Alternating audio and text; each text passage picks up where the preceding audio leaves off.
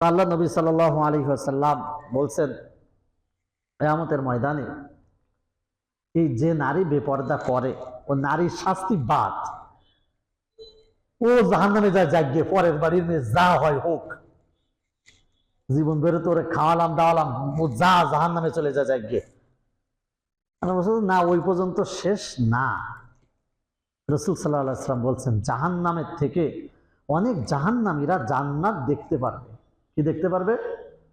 জান্নাত দেখানো হবে যে তুমি যদি এই ইবাদত করতে এটা পাইতে, এই করলে এই হতো। কিন্তু যে ব্যক্তির অধীনস্থ নারী বেপর্দায় চলে তার অনুমতি সাপেক্ষে, আল্লাহ নবী সাল্লাল্লাহু আলাইহি ওয়াসাল্লাম বলছেন, সে দায়ুস জান্নাতের ঘ্রাণও পাবে না। নাউজুবিল্লাহ। সে কি পাবে না? দাওয়াত তো পায়নি। একবারই বিরিয়ানি রানলে আশেপাশে তো ঘ্রাণ বেরোয় না, ওই নাক থাকলেই পাওয়া যায়, যে বোঝা যায় যে এবারে কোনো কিছু একটা। হোটেলের পাশ দিয়ে যাবেন, দেখবেন ভালো খাবারের ঘ্রাণ। বড় বিস্কুট ফ্যাক্টরির পাশ দিয়ে যাবেন, দেখবেন বিস্কুটের ঘ্রাণ। এরকম ওই শুকনো মরিচের ফ্যাক্টরির পাশ দিয়ে যাবেন, দেখবেন মরিচের। চানাচুর কোম্পানির পাশ দিয়ে যাবেন, কিসের ঘ্রাণ বেরোবে? চানাচুরের। মানে কি আমার খাইতে দিচ্ছে না, ঘ্রাণটা শুধু পাইলাম। তা বলছে, যে ব্যক্তির অধীনস্থ নারী বেপর্দায় চলে, আল্লাহ তাকে জান্নাতের সুঘ্রাণ, জান্নাতে তো একটা সুঘ্রাণ বয়ে বেড়াবে, এইটুকু পাইতে তাকে দিবেন না, এতটা রাগান্বিত তার উপরে। নাউজুবিল্লাহ পড়ে। এবার মহিলার অবস্থা কি হবে ওটার আলোচনা মহিলারা বুঝে। মানে আমার রাষ্ট্রীয় কোনো আইনে একজনের শাস্তি আর একজনের উপরে যায় না।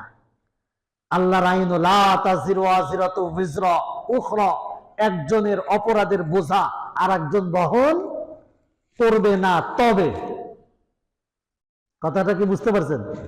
রাষ্ট্র আইন এমন নাই যে একজনের অপরাধ আর একজন কি করে? বহন করে। এরকম এখনো রাষ্ট্রীয় আইন নাই যে অপরাধ করবে বাপ অপরাধী, বাপের ফাঁসি হয়ে যাবে, ছেলে অপরাধী না বেঁচে থাকবে। বিষয়টা এমন না। না বলবে না তোর বাপ মুরব্বী, তোর বাপরে মেরে লাভ কি, তুই মর, এটা করবে না।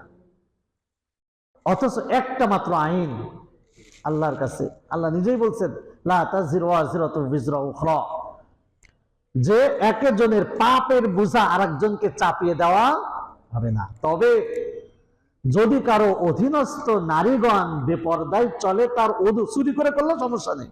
চুরি করে করা বুঝছেন? আপনি যতক্ষণ বাড়ি থাকেন তখন দেখেন দেওয়ার ভাসুর কোনোটার সামনে যায় না, মোটামুটি আল্লাহর ওলিছে। আপনি যখন বাড়িতে বেরো আসেন, তুমি কোন জায়গায়? আমি যাই নামাজে, পরে খোঁজ নিয়ে জানলেন পার্কে বসা। হয় না এরকম? আপনার অগোচরেরটা ভিন্ন, কিন্তু আপনার অনুমতি সাপেক্ষে যদি কোনো ব্যক্তি এরকম করে, আল্লাহ বলছেন তোমার শাস্তি হলো, তোমাকে জাহান্নাম তো থাকলো, বহুত জাহান্নামীরা জান্নাতের সুঘ্রাণ পাবে, দেখবে যে এটা জান্নাত।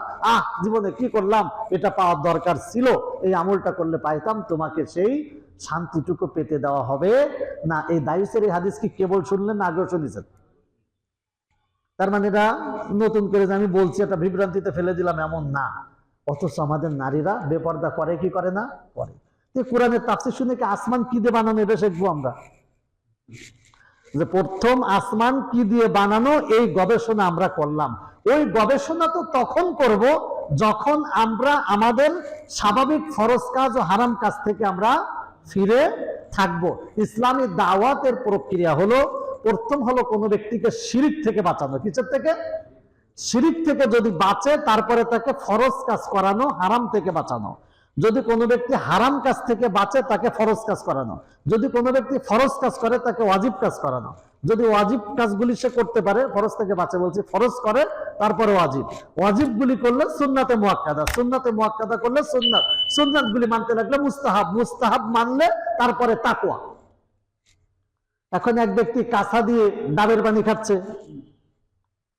নারকেল গাছে তো কাঁচা দিয়ে, ওটা আমাদের গ্রাম্য ভাষা কাঁচা দেওয়া, লিংটি দেওয়া, খাচ্ছে। আমরা দুই আল্লাহর ওলি যাচ্ছে মসজিদে নামাজ পড়ে, ভাই শোনো, পানিটা বসে খাও বাবা, পানিটা বসে খাও, বসে খা সুন্নত। অথবা ওই এক ঢোকে কষতেছে পানি, বললাম যে ভাই 3 ঢোকে খা, 3 ঢোকে খাও সুন্নত।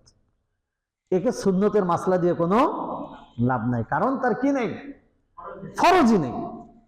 তা ঠিক আমাদের আলোচনা নিঃসন্দেহে কোরআন, টোটাল বিশ্ব জগতের সব কিছু কোরআনের মধ্যে নিহিত। কিন্তু আমি সচরাচর দেখবেন কোরআনের তাফসীর করতে গেলে, বা আমি চাই যে আমাদের মানুষ হারাম থেকে বাঁচুক, ফরজ কাজগুলি করুক। তা না হলে যদি তাফসির এখানে আসমান বানানোর তাফসির শুরু করা হয়, যে আল্লাহ বলছেন ওয়াজআলা লাকুমুস সামা, আমি আসমান কি বলছি, আল্লাহ রাব্বুল আলামিন বলছেন আল্লাহুল্লাযী খালাকা সাবআ সামাওয়াত, যে আল্লাহ বানিয়েছেন 7 আসমান।